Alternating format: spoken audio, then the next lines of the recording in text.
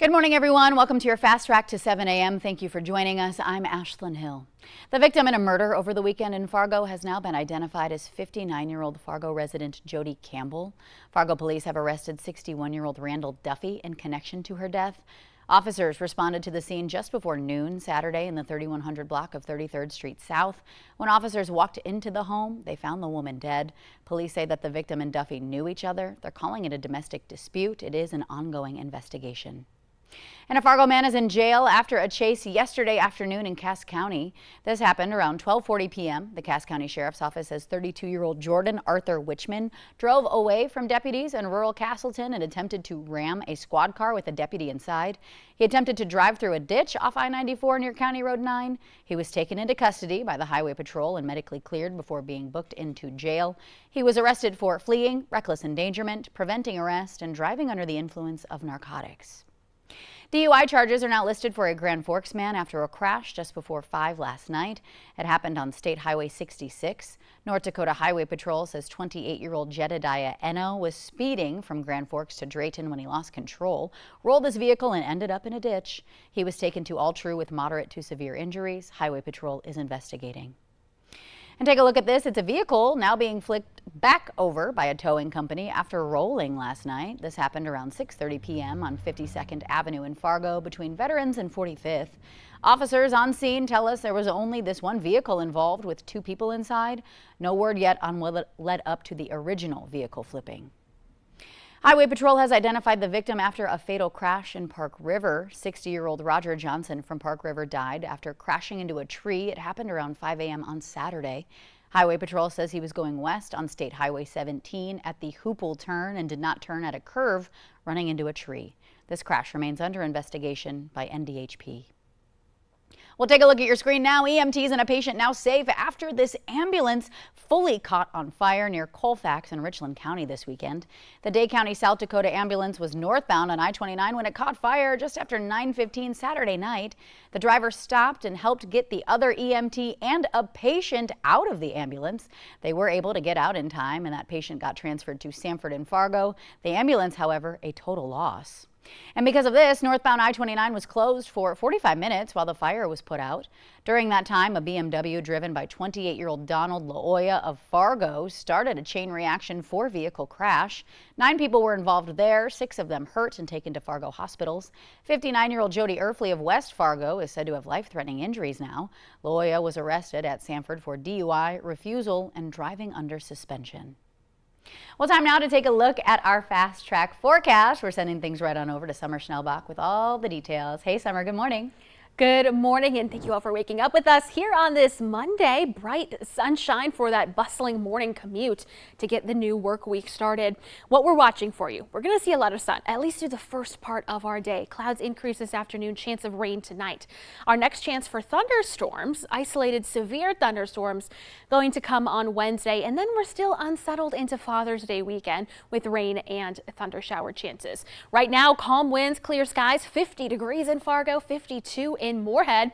In Grand Forks, a couple of degrees cooler. Clear skies, calm winds, 46 degrees. Now, temperatures in parts of Minnesota have been quite chilly this morning.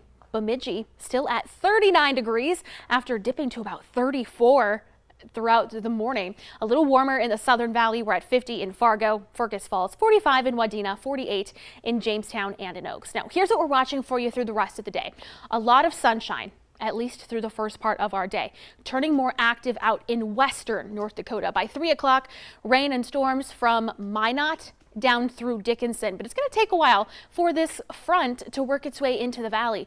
By 7 p.m., starting to see some isolated showers throughout the Devil's Lake Basin. Thunderstorms still in south central North Dakota.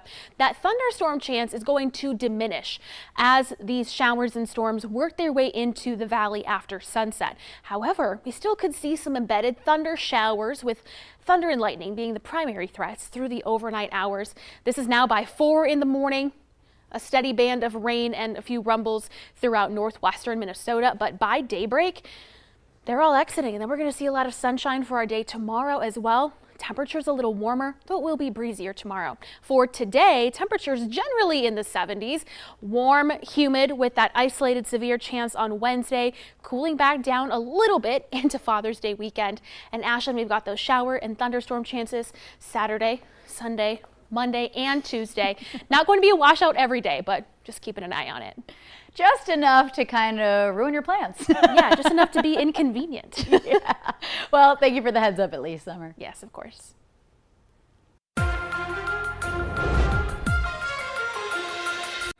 Well, primary week is here. As a reminder for Cass County voters who will be heading to the polls tomorrow, you can now see beforehand how long you will be waiting in line thanks to the wait time dashboard. Before heading on out to vote, you will be able to go online and check the wait times at each of the polling locations. The dashboard will show an approximate time that voters will have to wait in line before they receive their ballot. Cass County election officials strongly encouraging everyone to use the dashboard to avoid waiting in those long lines. And for everything you need to know before you go to the polls, check out the VNL News app. You can download and use it for free. Simply search VNL News in the App Store. Well, we have a traffic alert for drivers in Fargo today. The Valley Today's Tatum Miller is live at the intersection of MP Avenue North and 8th Street North, where a closure is set to begin. Good morning, Tatum. Good morning, Ashland. That's right. Starting today, the intersection of NP Avenue North and 8th Street North will be closed for street reconstruction. I have 8th Street North right behind me right now, and as you can see, there's a little bit of construction equipment, but construction crews are nowhere to be seen quite yet. You can see they're starting to dig on the southbound lanes just over there a little bit, but this project will replace the old water main and sewers, as well as continue the on-street bike facilities for NP Avenue North. Again, we're still seeing that morning traffic. The road's not quite closed yet, but this construction is set to finish by the fall. That's all for me this morning. I'm Tatum Miller for Valley News Live. Back to you at the studio, Ashland. All right. Thank you, Tatum, so much for that live look this morning at the active construction. And we have another impact for drivers in Fargo today. Beginning today, the 42nd Street South Bridge over I-94 will be closed between 19th Avenue and 23rd Avenue South as crews work to repair the road and bridge there. Vehicles will instead be detoured to 45th Street and 17th Avenue South, as well as 23rd Avenue South. 42nd Street South is expected to be closed for up to 60 days.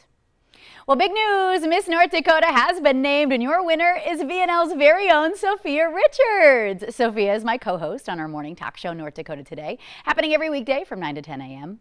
And the Hope, North Dakota native has been so busy behind the scenes preparing to bring home the crown, and this weekend she did just that. She checked in with us last night to tell us all about her journey.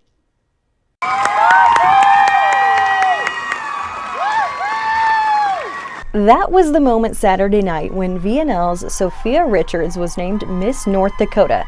A lot has transpired since we last saw her on NDT speaking about the competition. It's gonna dictate so many things either way. You know, if I am the winner or if I'm not, my whole summer will be different. Yeah. My whole year, obviously. Yeah. So I'm really excited to know. And now we know. It's been an absolute whirlwind. The third time was the charm. This was Sophia's third time competing for the state crown, and it wasn't just a one-day event. The competition took about a week. I got here to Williston on Sunday last week. If you're curious, her talent is singing. She got the high score, and her platform is one many are familiar with, Bio Girls. She recently stood by her Bio Girls running the group's annual 5K in the rain. I'm so happy to spread my community service initiative, Bio Girls, all across the state. Sophia not only walked away with the crown, but also more than $10,000 in scholarships. One in particular has her attention. I'm most excited about this specific scholarship. So I was awarded the Renee Hoffman Walker Memorial Scholarship for Excellence in Mass Communications for $1,000. I was absolutely thrilled about that. Sophia graduated last year with a bachelor's in communication from NDSU, but says she plans to use this new scholarship to fund her master's degree in communications. For all of you wondering if she'll ever be back to the NDT couch, don't worry. And I will be back on the North Dakota Today couch on Wednesday with a full recap of everything, so be sure to tune in. Woohoo! A big congrats again to Sophia. Now, as the winner, she will be able to compete for Miss America come January, and we could not be more excited for her. And again, we'll be welcoming her back to the couch on Wednesday.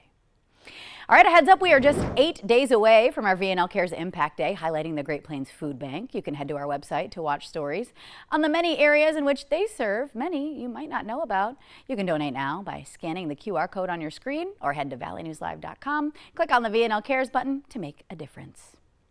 The Today Show and CBS Mornings are just about to start, but the Valley Today rolls on with more live up-to-the-minute news and weather coming up right now on the Fargo CW. If you're able to stick around, if you're heading out the door, take care, stay safe. We'll see you tomorrow morning.